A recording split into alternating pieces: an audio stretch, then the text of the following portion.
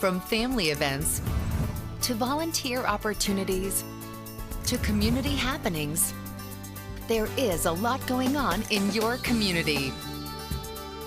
Learn about all the possibilities and opportunities on this episode of Community Hotline.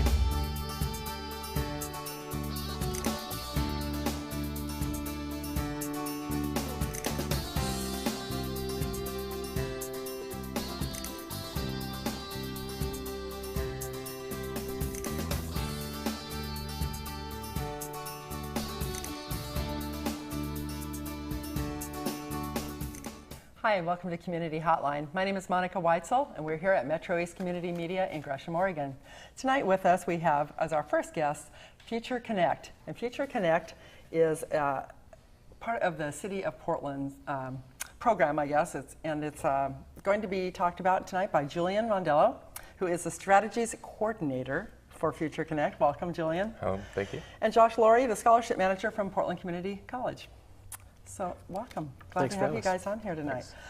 Tell me, Julian, if you want to start out, if you would, tell us a little bit about Future Connect, exactly what it is and why this was started. Sure. Well, Future Connect is the Mayor's Educational Initiative. And so it's a partnership between the City of Portland's Mayor's Office, Portland Public Parks, Parks and Recreation, the Portland Public Schools, Portland's colleges and universities, and a list of community-based organizations that seek to support disadvantaged youth in our community. So what determines disadvantaged youth? What is the definition of that? Generally, we're focusing on low-income and first-generation students, so students whose families don't have a post-secondary experience themselves, and so don't mom have or those, dad have not graduated from college. Exactly, Okay. and so they don't have those support systems in place to help them follow through with college. Is this an ongoing problem? Is this something that you have found through research that this is a need? It is. We see that in Portland, about 57% of Multnomah County area students are graduating high school, and only about 18% end up finishing a post-secondary program within 5 years of graduating. Oh. That's not very impressive, is it? It's not. What's especially alarming is that we're seeing, of those post-secondary degrees, 86.1% end up going to Caucasian students, where only about 6% end up with end up in the hands of Latino and African American students. So we're seeing a achievement gap that's really occurring between different demographic groups. Right. So what does Future Connect? How is it aimed at helping those kids get this secondary education? So the two primary goals of Future Connect are, first, to increase graduation rates by 50%, and secondly, to double the amount of students entering post-secondary educational programs. In addition to a scholarship that we provide to Portland area students, we also have a lot of community events and community workshops that really help foster college-going culture in Portland. Good. Well, it sounds positive. How do kids get involved in this? How do they find out about it? Well, Future Connect has 5 AmeriCorps Vistas that are stationed in the community centers around Portland. And so we coordinate a lot with the Teen Force programming, which is programming, community center programming specifically for teens. So we work with the Teen Force coordinators along with the community centers to bring these events to students and to where they're actually hanging out. Okay. Now, Josh, you are with PCC. Yep. But how is your connection with Future Connect? How does that work? Well, the overarching kind of initiative of Future Connect comes from the city, and within that, the college scholarship program really works with transitioning seniors. So what we do is, for lack of a better term, we kind of latch onto the outreach that the Vistas do out in the community, and then we build relationships at the high school level, both alternative-based programs and mainstream high schools, and begin working with students who are ready to transition to post-secondary opportunities, so like PCC. Okay. They apply for the scholarship, and we have 4 college success coaches that are connected to these different schools. The idea is that we're building on the relationship that they're already building on within that high school, and then there's someone there to support them when they get to the college and then beyond. So even when they go to college, they have somebody there that they can Exactly. They have issues, they have problems. I mean, exactly. It's a how familiar limited face. is that support? I mean, is it strictly academic support? Is it? It's a mixture. I would say all of our college success coaches are academic advisors, Okay. but we're also case managers. Okay. So mostly all masters of social work with a college background in advising. So these individuals are going out and trying to build that relationship early on. Many of these colleges are pretty large. The systems have several thousands of students. PCC has 92,000 students enrolled. And so to put a face to those students is really important, and to make sure that they have someone on campus to work with them who kind of understands their background, what they're coming from, and the barriers that they face is important. Well, because academic success is one thing, but really, unless the kids have a good support, you know, or themselves are very disciplined, which not all kids are, not all adults are. It's good to have somebody there that kind of coach them and help them through some of the tougher things. You know, that's a big transition going from high school to college. Culturally, it's massive. I mean, I think that just the cultural chasm that exists between high school and college and what we expect of the college student is quite a bit different. So we no longer hold their hands. They're on their own pretty much. Yeah. So, okay, you said that the kids will find out about Future Connect from the different centers, and the vistas are out there. But if they're interested, then if somebody just happens to hear about it, how can anybody apply? I know it's kids who are either at a lower economic level, where their families are, or their parents haven't graduated from college. If the kids qualify, then what can they do to become involved? Well, we see there's a lot of partnerships between the college and career centers and the high schools and Future Connect. So there's usually a line of communications between Future Connect and the college and career center. So there's people at the high schools who are going to pass this information on to the kids. Okay. What does it cost the kids to become involved in this? It's actually a free program, and so we're actually the ones that are providing money for the students and providing the incentives for them. So there's really not many barriers for students to participate in these programs. Sounds kind of like a win-win situation to me. it is. So, okay, so if people are interested in doing this then, that obviously they can go through their high schools and that kind of thing. Tell me again about the support. They get support in high school and in college, correct? What do you do for them in high school? What's involved there? Well, coming up, we have a Future Connect Challenge, and this is one of our bigger events that we do in the high schools that really support college culture and college advancement. What it is we break down the college application process in about 4 easy to complete steps. I remember doing that with my daughter, and it's can be a real pain. It can. Yeah. But you know, we try to make it fun and try to create some incentive for it. And so we break it down into 4 steps of finding community or family support, researching, you know, how you're going to pay for it. So whether it be through OSOC scholarships or FAFSA, then it's, you know, finding the right fit. What college you're going to go to? What are you going to study?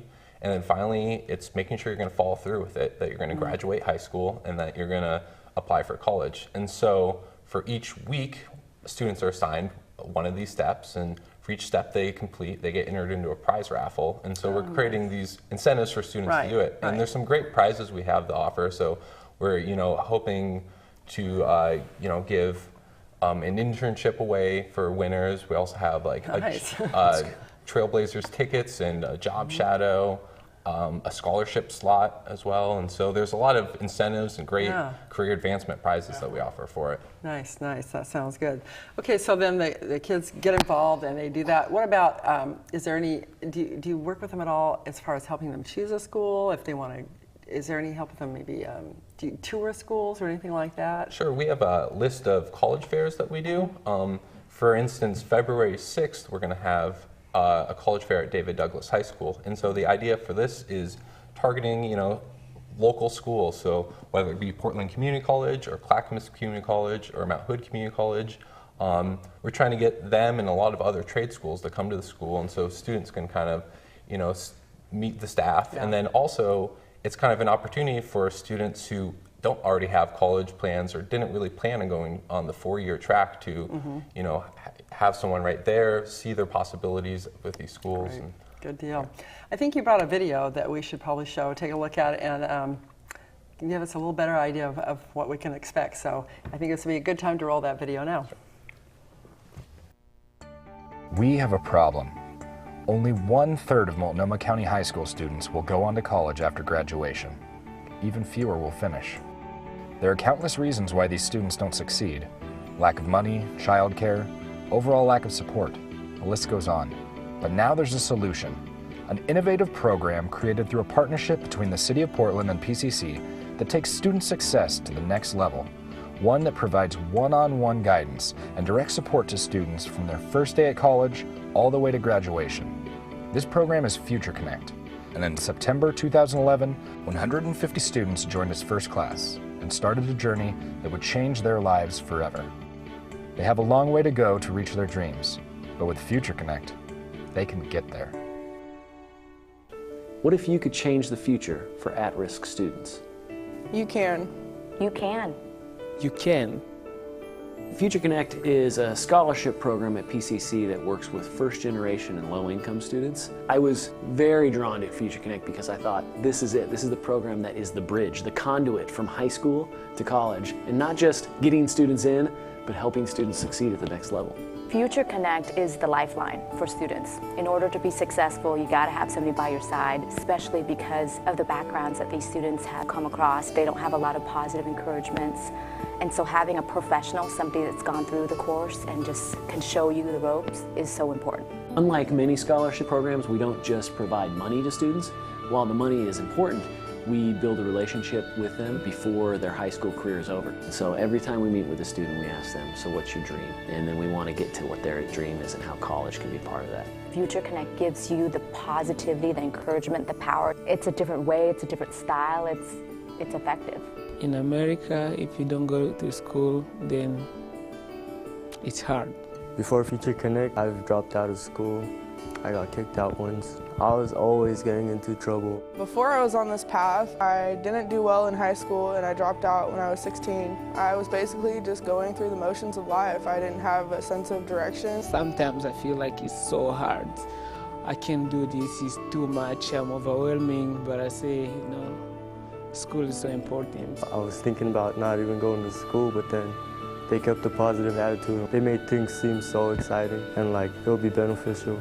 I went back to school and it was really tough, but it's really important and it's really special to me. I want to have a degree, I want to have a career, and I want to be able to give my kids the stuff that I never had. My family feels so proud about me because it's like they know that they have a person in the family to count on. I was pretty proud of myself. I'm much happier and determined to graduate. I'm like the first person among my family to receive a scholarship or even go to college or graduate high school. Now it's like I feel like I can do everything because Future Connect is there and they are there for me. They are helping me to get my dream. I want to be a pharmacist. My dream is to be a social worker. I want to be a dental hygienist. Thank you to PCC and thank you to Future Connect Scholarship.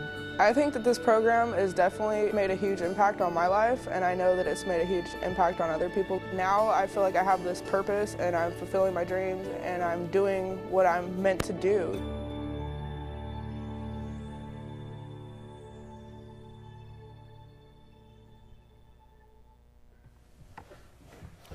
Wow, that's great. I hope all the kids feel that feel that way about it. That's a lot of positive reinforcement for the program. So this program is part of Mayor Adams' office, of the mayor's office. How did he get this started, or who actually was behind it? Well, I think the program itself is really a unique partnership between the mayor's office, City of Portland, and PCC Foundation. And those two entities working together, PCC Foundation matches every dollar that comes in through the city, make this possible. And at PCC right now, we are working with 200 incoming students every year. Mount Hood Community College as well has slots, and Clackamas Community College as well has slots. Oh, good. But I think the partnership between the two entities is really what makes that possible. I mean, I see that video and it's exciting. I see all the smiles. It's It great. is. And So- you were excited on that video too. I get excited That's every great. time I see it. Well, it's great. Isn't it great to have work for a program that you actually think works and you feel supportive of? Definitely. What? We talked a little bit about what happens when the kids go through high school. When they get to college, what happens then? How are you able to support them? I know obviously we talked a little bit about how there's mentors there, they have the background to give them support. But what does that entail? I think the idea is that we're connecting students to a bridge that bridges high school to college. And so one of the activities we do is we do a summer all-day workshop with every student. They come out to the campus for 8 hours, and we go through kind of what the culture of college is going to look like for them to help prepare them for their first term. Then, in that first term, they have a class that's taught by one of our college success coaches. So the same individual that was working with them at the high school level is now one of their instructors at PCC. Nice. And so they have this built-in mechanism where they're able to check in and make sure, yeah, you're staying on track, everything looks good. And then from there, that's their single advisor through their experience at PCC, as general advisor, I should say. And then if they transition, we now have some relationships built with PSU and Lewis and Clark to provide scholarships to the next level. So really, as much as we want them to get into the community college, we just as quickly would love for them to go on to that next step to earn a bachelor's degree. Great, that's great. Well, we're out of time already, and I loved hearing all about it because it sounds like a really positive program, and I hope that it goes great guns. So we have the information on the screen. If people are interested in finding out more about Future Connect, they can go to the website. They can contact you directly. If people want to go to the Future Connect Challenge or be part of the Future Connect Challenge, that is October 5th through November 5th, and they can find the information on your website. And then the College Trade Fair, which is at David Douglas High School in February 6th from 3 to 4:30 p.m. So all the information on your website. Thank you, Josh. Thank you, Julian, very much for being part of this. Thank you for watching this first segment of Community Hotline. Don't go away. We'll be right back with the International Carpe Diem Foundation.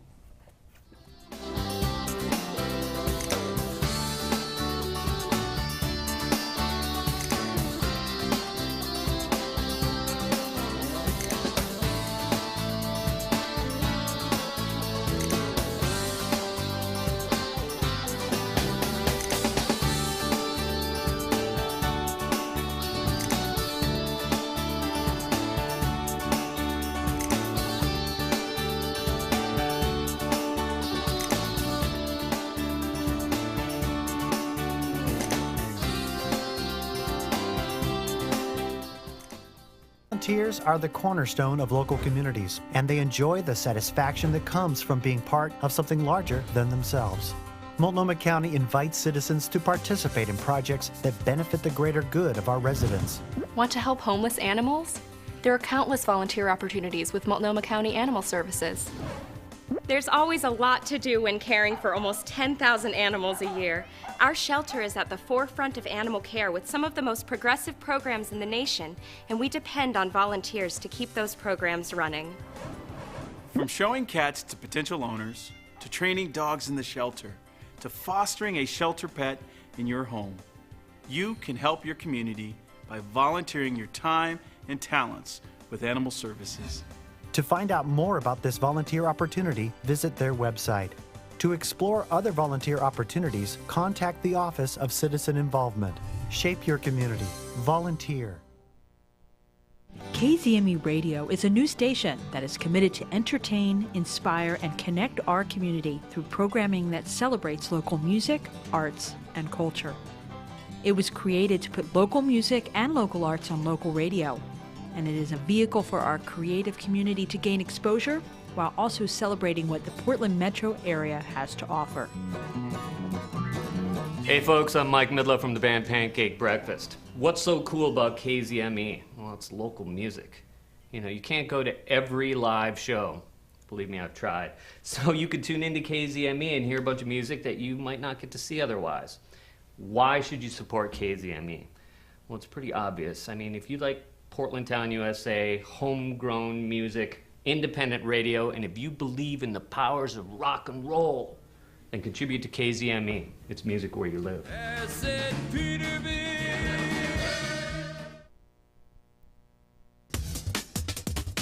My favorite thing about community media is how people find their voice and tell their story. It's the message of, by, and for a community. We're a gathering place because it gets people of all sorts of different backgrounds underneath one roof. It's art, it's technology. A snapshot of our community. Going live in 3, 2, 1.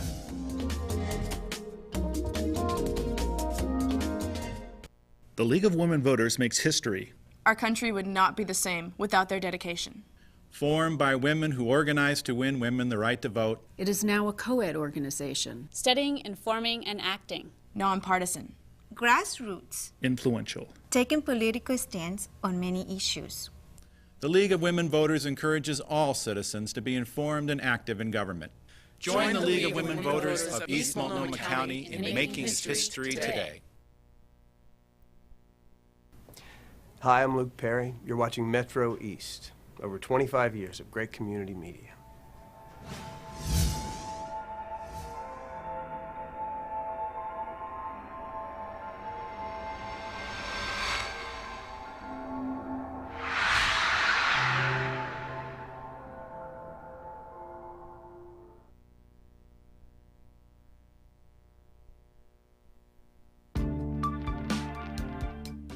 Alone, our reach is limited.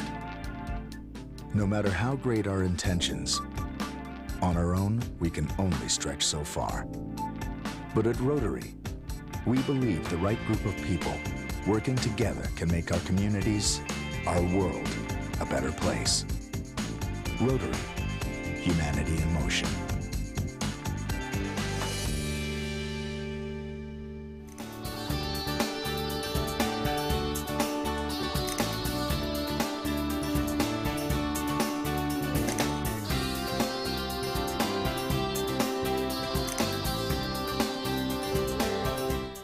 Welcome back to Community Hotline. My name is Monica Weitzel. We're here at Metro East Community Media in Gresham, Oregon.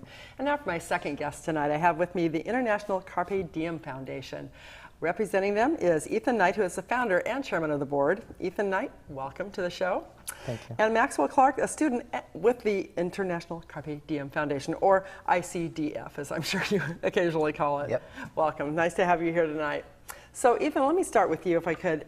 Tell me a little bit about the foundation, why it was founded, how long it's been going on, a little bit of the history, if you could. Sure. I'll try and give you the short version. Okay.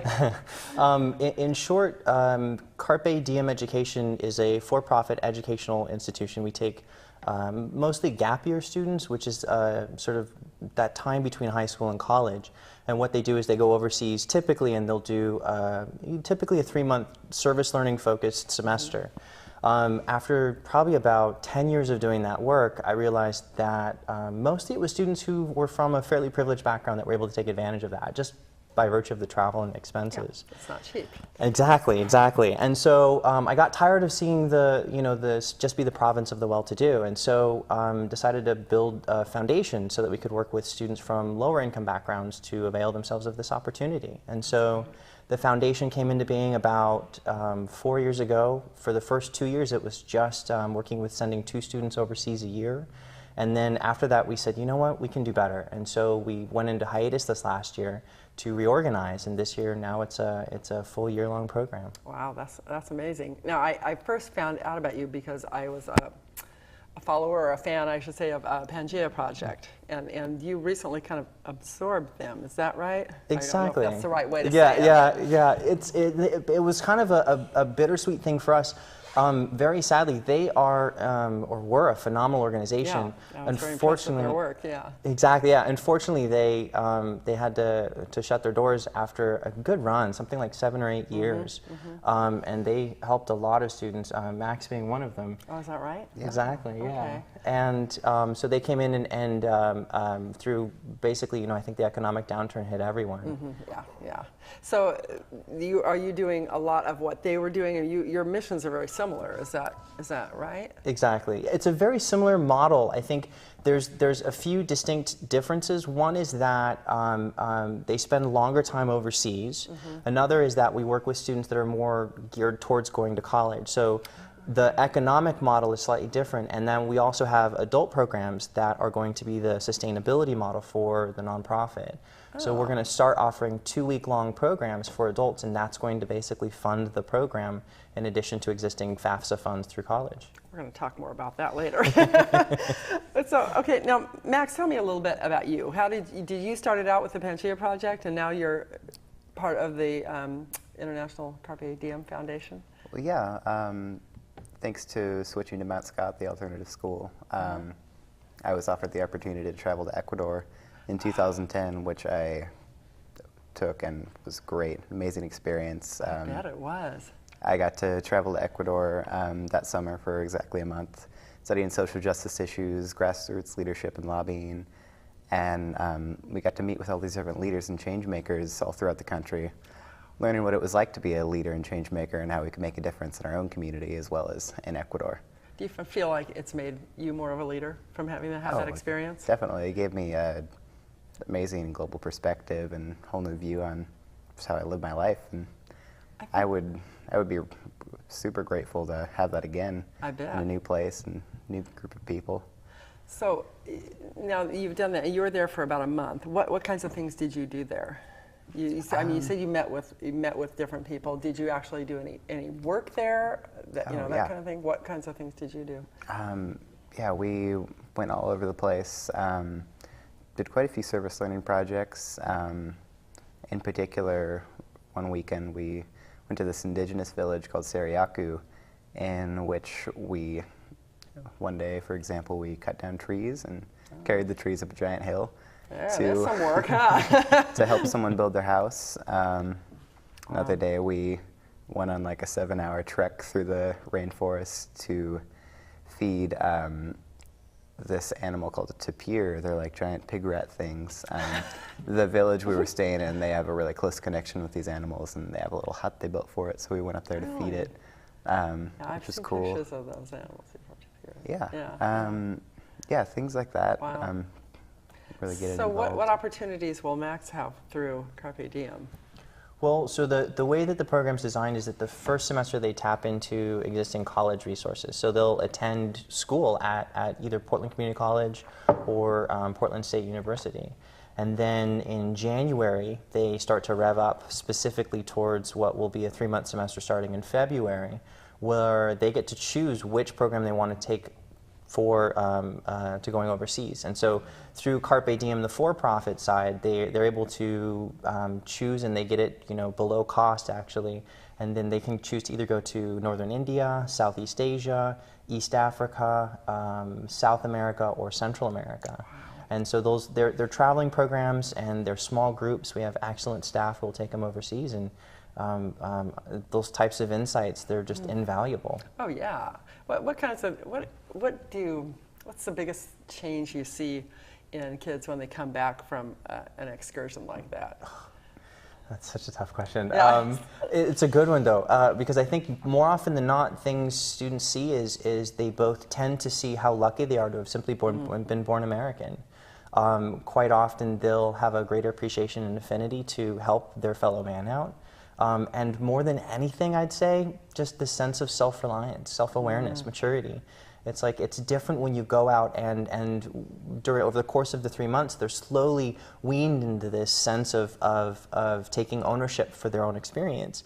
And so by the time they're done, our goal is to have them feel confident to travel anywhere in the world on their own. That's great. Would you agree with that, Max? Oh, most definitely. Yeah? I felt like a different person when I got back from Ecuador. I bet you did. What are your plans now? What age are you? What grade are you? What are your plans? I'm going to get real personal here. Oh, that's fine.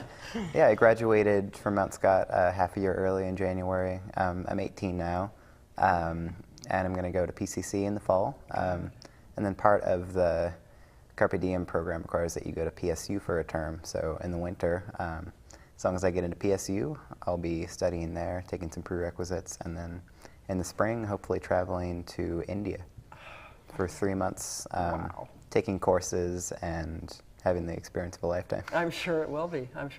Does this in any way tie in with the Future Connect that we just interviewed right before this? Can they help some of these kids out and keep them in school here? Absolutely. Beautifully enough, as we were in the entry space, Max knew the two Future Connect people walking in. Yeah.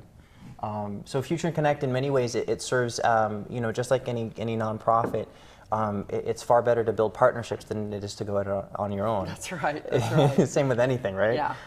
And so ICDF has done a good job of building a partnership through our new executive director, Hansel, and she's worked greatly with PCC, with Future Connect, and a variety of other organizations in town to serve as feeder organizations. It makes a huge difference when people all work together, doesn't it? I know, I wish we could see it in other places. Yeah, no kidding.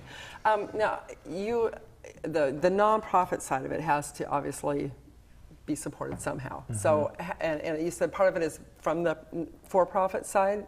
Is that right? You also have fundraisers and that kind of thing? Mhm. And you have something coming up, right? We sure do. Why don't you tell me about that? We're very excited about it. It's sort of it's the first time the Pangea base will meet the ICDF base. So it's sort of like a marriage of sorts, two Yeah. families to coming together. But we're going to be doing it on October 25th at Mercy Corps and Downtown exactly. Portland, yes. One of our partners, one of facility the there. other partners. Oh, good. Yeah. Yes. I saw that on your website. They're a very active partner, it seems like. So what can people expect at this fundraiser? Well, one of the cool things is while the for-profit has these students that go out every year and every semester, the nonprofit students will, of course, go out just in the spring. They're tasked with bringing back these incredibly authentic and unique artifacts from overseas. Cool. And so those go up for auction, as well as we tap into a variety of partnerships that we've built over the course of years with overseas organizations. So this year we have a 5-day safari to Africa. Wow. We have a Siena in Italy, an apartment in Siena, Italy for a week. That's in the Tuscany region, isn't it? Exactly, Yeah, exactly. so nice. We've got some great things Wow. that people should come out for sure. That sounds great. Is there nibbles, hors d'oeuvres, and something to drink, and while you're walking around checking out all the auction items, that kind of thing? Oh, of course. What good fundraiser would it be without I some beer and expected some that, so wine? Yeah. I was going to have to reprimand you if you didn't have that. Good. Okay, so that is October 25th, and if people are interested, tickets can be purchased maybe on the website, or they can go there for the information. Please, www.carpefoundation.org. Okay. Yeah. So what are the big plans for Carpe Diem? Obviously, you've had this merging with Pangea Project, and you have plans to expand more? You've gone from 2 kids a year to how many now? Well, the current cohort stands at 8 students, and this being the first year that we're running the full year, we of course want to get it right. Yeah. So we're going to, exactly, we're going to start small and then build up, and our goal is to run 2 cohorts a year of preferably around 12 to 15 students per cohort. So we're slowly ramping it up. Per cohort, meaning?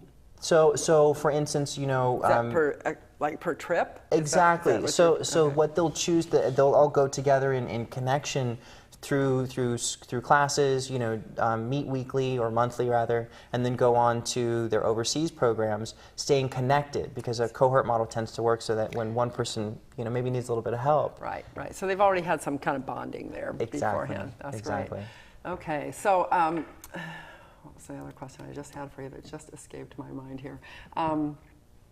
Okay, so you're going to have the kids going out in these programs. Are they going to, what do they do when they come back? Do you stay in touch with the kids afterwards? What happens then? That's a great question, and honestly one of the biggest reasons why we switched our model. Because students would come back, you totally intuited that. Students would come back and they would inevitably flounder. I mean, there's this natural understanding that, and I'm sure you experienced this, when you come back, reverse culture shock is 10 times harder than culture shock initially. Yeah. And so in the absence of a strong support community, we found that our students were taking about 2 to 3 times longer to reintegrate their experiences to their home life. And so we figured what better thing to do than to both do it as a cohort so that they have that support, and then secondarily to partner them with local organizations that can serve as an outlet for that, which is a great reason why Mercy Corps is around. Yes, so they can do volunteer work there and that kind of thing? Yeah, they're going to be doing some internship work at Mercy Corps afterwards, and then putting together a final proposal incorporating the theory from the fall semesters at school, the experience from the semester overseas, the incubator of Mercy Corps, and they're going to offer a program project for to benefit the Portland community. Sounds like you're building some good leaders. That's our hope. That's our hope, yeah. Yeah. Would you recommend this program, Max? Oh, definitely. Yeah. And what would you tell somebody if they said, I'm scared, I'm afraid to go overseas, and what would you tell them? I tell them to get over it. I love it. That's great. It's worth it, huh? Yeah. Tell me, before we run out of time here, Ethan, what does Carpe Diem need? Do you need volunteers? Do you need donations? What do you need? Great question. Probably there's 3 things that I'd say we need.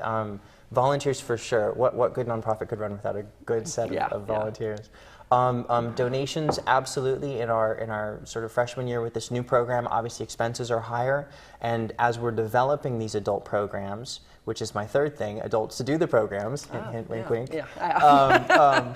to have some funding stream to allow us the time to really develop these programs. Our goal is to be completely self-sufficient from any grant money within the next 3 years, and I think it's absolutely doable, but it's going to take some time. Good, good. Well, I think you're doing a terrific job. And Maxwell, thank you so much for sharing your insight and your experience with Carpe Diem. Of course. And thank you very much, Ethan. I appreciate it. If you're interested in supporting, volunteering, being part of the International Carpe Diem Foundation, the website should be up on your screen. Contact them if you want to support them even more. Go to their fundraiser. It's going to be October 25th at Mercy Corps in Portland. And it sounds like you've got a great program, and it's going great guns.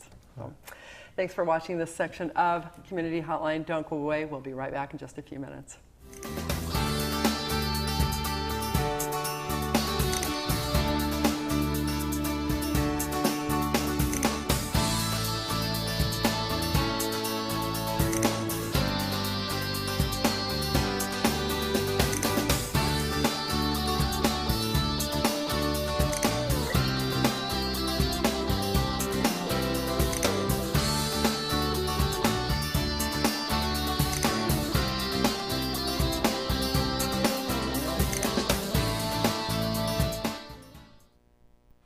¿Están listos? Free GED classes. Are you ready? Clases gratis de inglés. Yo estoy lista. Transportation for free. I'm ready. Clases gratis de computación. ¿Qué listos? We're ready. Come to Listos. If we can do it, you can do it.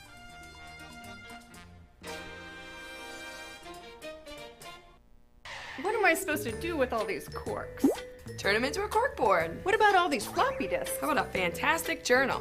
I wouldn't learn how to make cool things like that. Well, come on down to Scrap. Scrap has monthly workshops where you too can learn how to make great things. We provide everything you need. For more information, call 503-294-0769 or go to www.scrapaction.org. Scrap. Create more, consume less.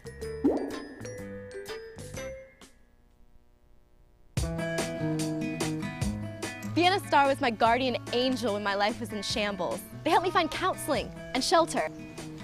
Vienna Star is great. They helped us pay our utility bills. And find health resources. I'm in college now because Vienna Star helped me find scholarships so I could put myself through school. Call 503-823-4000 to find out if Vienna Star can help you. Gracias, Vienna Star. What local community media is to us is literally our lifeline to what's going on in the lives around us. The absolute most important thing that happens in your neighborhood. People's local communities are usually what's most important to them. Because we're the faces, the smiles, the peoples, and the personalities of the community. To not only give people a voice, but to have their voice heard.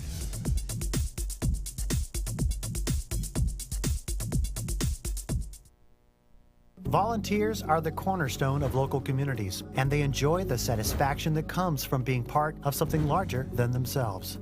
Multnomah County invites citizens to participate in projects that benefit the greater good of our residents. Help provide services to thousands of your neighbors. Sound impossible? 1,700 members of your community are already doing this, and so much more, by volunteering with Multnomah County Library. Library volunteers help their neighbors by teaching computer skills, shelving materials, and promoting literacy in the community.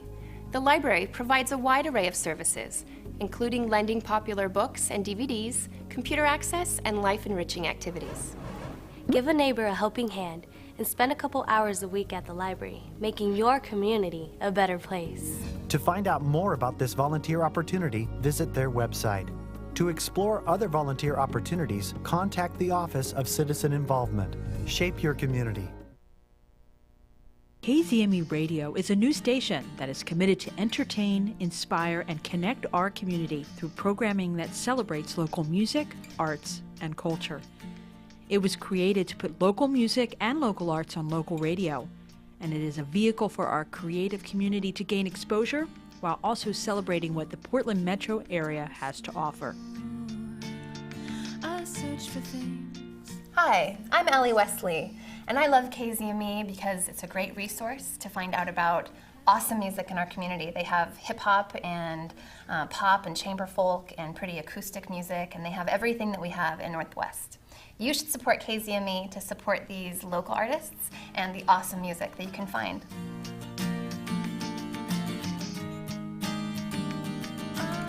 For more information on how to support and get involved with 107.1 FM KZME Radio, see our website.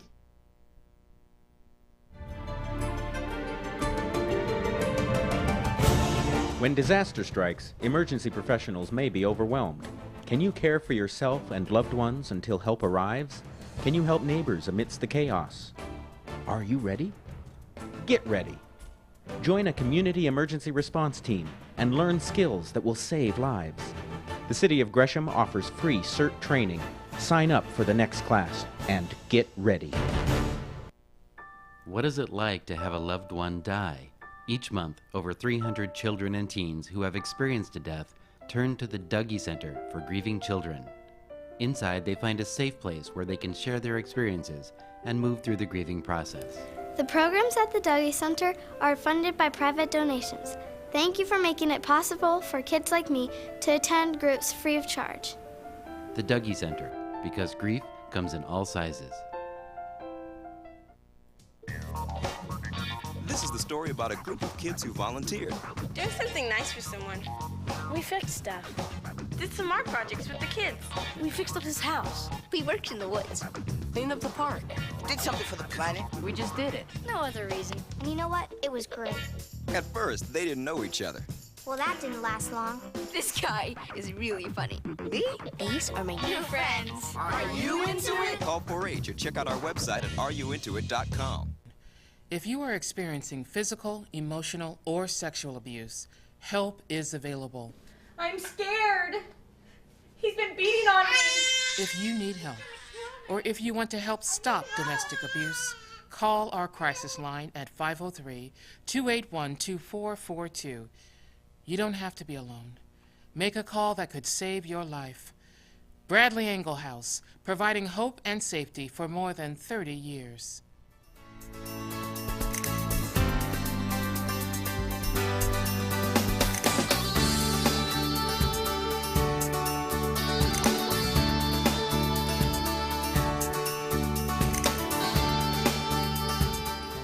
Hi, welcome back to Community Hotline. My name is Monica Weitzel. We're here at Metro East Community Media in Gresham, Oregon. And with me today, we're going to be talking with a couple of people who are representing the artists who are part of the Fall Foliage Tour in East County. This is a presentation of the West Columbia Gorge Chamber of Commerce. And with me, I have Brad Lorang. Welcome, Brad. And Heather Soderberg. Nice to have you both here. Now, you are both artists in different mediums, correct? Yes. Who wants to tell me first about the Fall Foliage Tour? Heather, can you address that as to what this is? And you've been involved in it before, is that correct? This is the third year, so we've kind of gotten established. It's the West Columbia Gorge Chamber of Commerce. Mm-hmm. It's a free, self-guided event. Free so you get, free is good. Yeah, like free. And it's there's still an open call to artists, so artists can still get involved. And basically, there is a big gala opening in a gallery in Fairview, and then that will be open for a week, and then you'll get to see the artists in their studios at work on, I think it's October 19th. And great. So the whole thing is from the 13th of October through the 21st, is that right? So it starts out with the gala, and everybody can go and meet the artists. Will the artists be there? Okay. And then after that, say I meet you, Brad, at this gala, and I think, well, he seems like a cool guy. I'd like to see his work. I can go to your studio and check out what you've been doing. Yes, so there'll be a self-guided tour with a map, and you'll be able to go and visit each of the studios, and a rare opportunity to see an artist studio actually clean and organized. You know, don't miss it because it won't last long, right? Basically, that's the truth.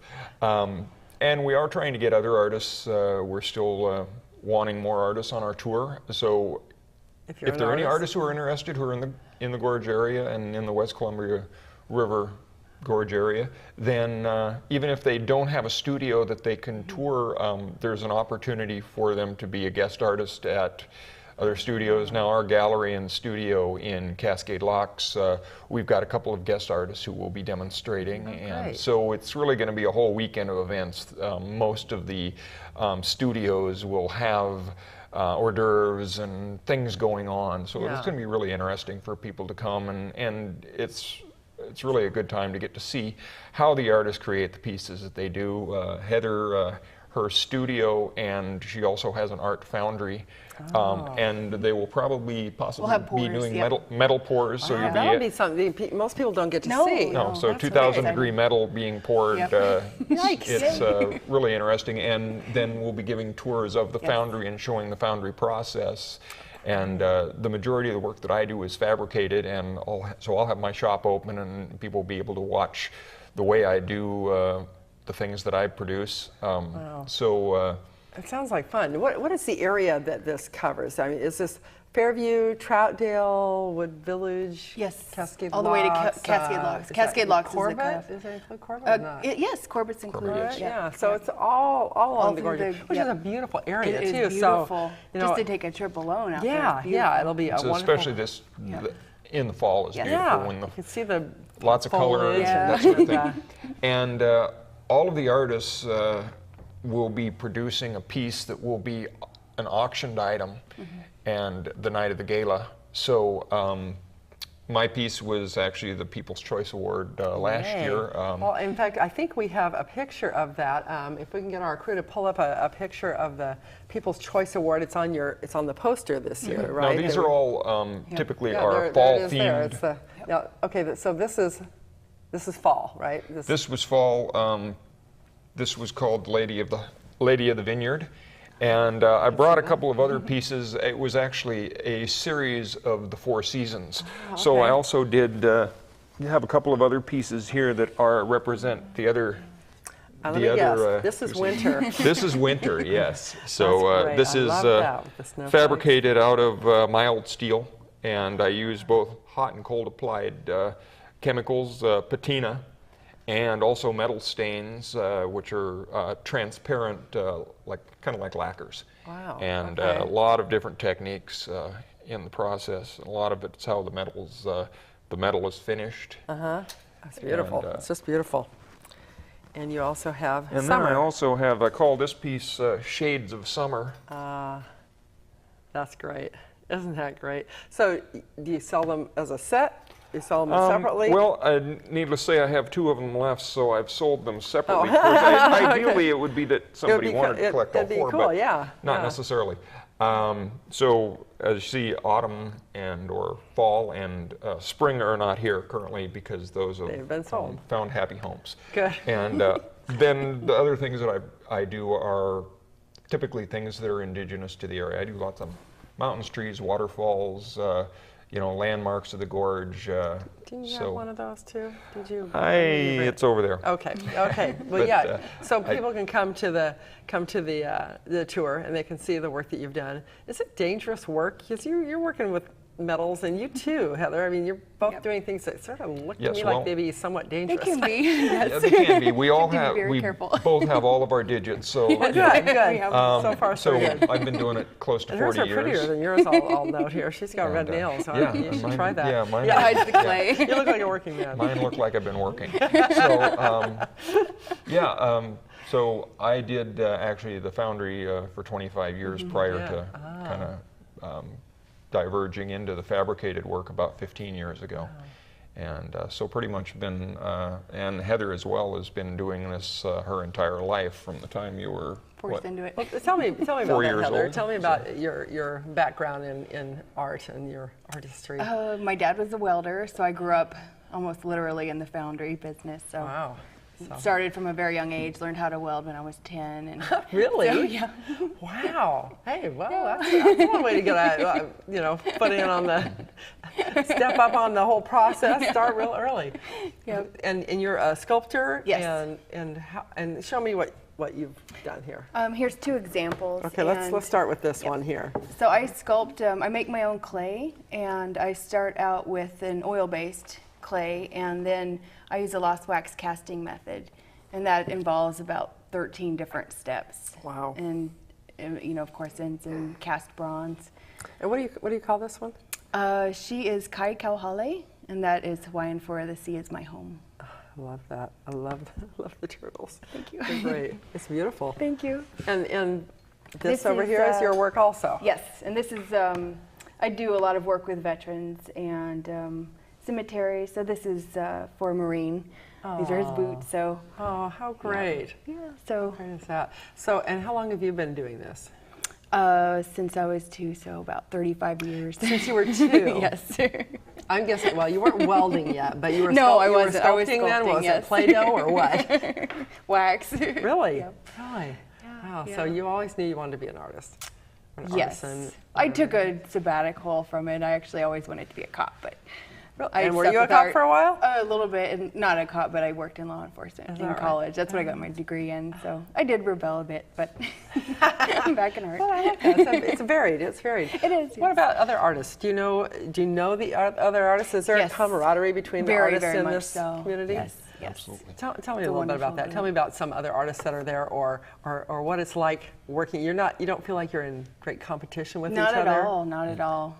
It's a wonderful group. A lot of us are going to be sharing studios, and there's just so many different mediums, and there's so much creativity, and just, I mean, every different kind of material you could imagine, and wow, it's really neat and exciting. Yeah. Yeah, we're going to have,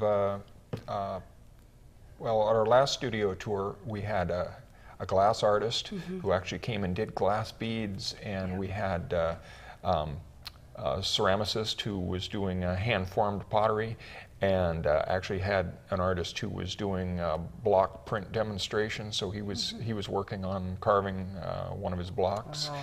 So we have a lot of different mediums and a lot of different artists. Yeah.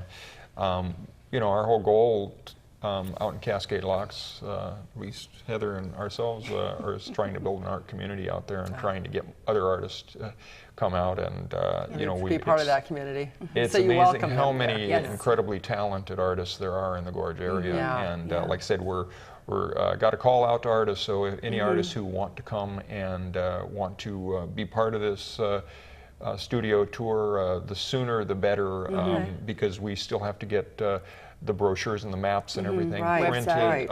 They can get a hold of the people at the West Columbia Gorge Chamber to get that. And like I said, even if they don't have a studio that they can tour in, if they want to come and do a demonstration and be part of this, it's fun. There will be, they can coordinate other, partnering with other artists who do have studio space and are willing to share. So I think it's a great opportunity for people to get out. Yeah, it will be. And I think what I like best about this tour is the fact that it's fun to go to a gallery and look at work that's already been made, but to be able to see it actually being made, it's just so much more interactive. You know, whether, I mean, not that you're getting in there touching or whatever, but you're but actually. You can. Well, in some cases, I'm sure you can, but to actually see how things are done, I think gives people a better appreciation for what goes into it, for one thing, because like you said, how many different steps? Like 13 over 13 different steps? at least, yeah. That's a lot. And I'm sure with your work too, because it's all the different textures and finishes, and it's very involved. And so be able to share that with people and have them better appreciate what it is you do, I think that's great. Not that I want to overly entice people, but oh, go ahead, overly entice them. Oftentimes there is wine and other other types of beverages and things that like that. entices me. I don't know about anybody else. Well, and it's a great thing for somebody to do just on a weekend. You know, you have a weekend. You need something to do. Take the husband out, or your best friend, or your parents, or whoever. Take them out, and I imagine it's pretty much family friendly as far as completely. Yes. So even though there's wine, we just keep that away from the kids and find something else for them to do. Exactly. There's other beverages. Soda. Good, yeah. So this is going to be, you said they have the gala, and then you have the self-guided tours, and then is there a final culmination at the end of it? I'm trying to remember. Yes, there is. The last night. Friday, October 19th. Friday, October 19th is the gala event, and yes, and you know. So go to the website and they can probably go to the website and find out more of the details. At the end of the day, we're just artists, and are thankfully better with art than we are with details. Oh, you're doing great. I think this will be really fun. Well, it'll be a great event, and the best part of it is free. Yes. So Exactly. people that want something fun to do, family oriented, so they can go to their website. I know they can go to fallfoliagestudiotour.com. And they can get all the information there, or I think also at the West Columbia College Chamber of Commerce. And they do put on a lot of pretty cool things. I also want to mention, before we run out of time, that OPB did a couple of pieces on both of you, and we'll put the information up on the screen. If people are interested, they can go to OPB, what is it? .org, or OregonArtBeat.org, or opb.org, or Oregon Art Beat. Yeah, so it's the Art Beat part of it, and they did a piece on both of you, right? Correct. Yeah, and I watched most of both of those, and they were great. So that's kind of nice, huh? Oh, it's fun. Getting a little more exposure here. And Yeah, it was great because they took about 7 hours and got 7 good minutes of film. So that's the way it goes. That lends itself to a pretty good show. Yeah, good. Well, I'm glad. Is there anything else you want to add about the tour? Why people should come out and want to entice us? Come on. Well, if there's no other reason, you could stop at the East Wind and have an ice cream cone. There you go. Out in Cascade Locks. So. And for people who haven't, the people in this area should go and to support it. Beautiful. But people from a little further west in Portland. Really, if they haven't been out there, or if people haven't been to the gorge, you got friends from out of town or family from out of town, what a great thing to do. And being self-guided, you can completely just take your time go at your look at a couple, leisure. go have lunch at one of the great places around here. Exactly. Yeah, sounds good. Well, we're about out of time, so thank you, Brad and Heather. I appreciate you both being here tonight, and you have beautiful artwork. So I hope that everybody will take a chance and take the time to go and visit and enjoy the tour. Thank you. Yes, you bet. Thank you. Thanks for watching this episode of Community Hotline. I'm glad you stayed with us tonight and joined us for a lot of good information. We'll be back here again next week at the same time. I'm Monica Weitzel. This is Community Hotline.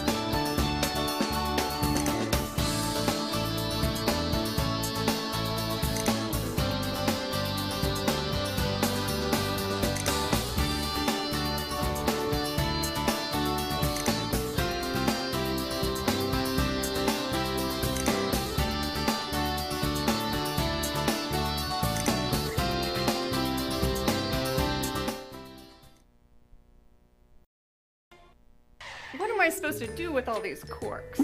Turn them into a cork board. What about all these floppy disks? How about a fantastic journal? I wouldn't learn how to make cool things like that. Well, come on down to Scrap. Scrap has monthly workshops where you too can learn how to make great things. We provide everything you need. For more information, call 503-294-0769 or go to www.scrapaction.org. Scrap. Create more, consume less.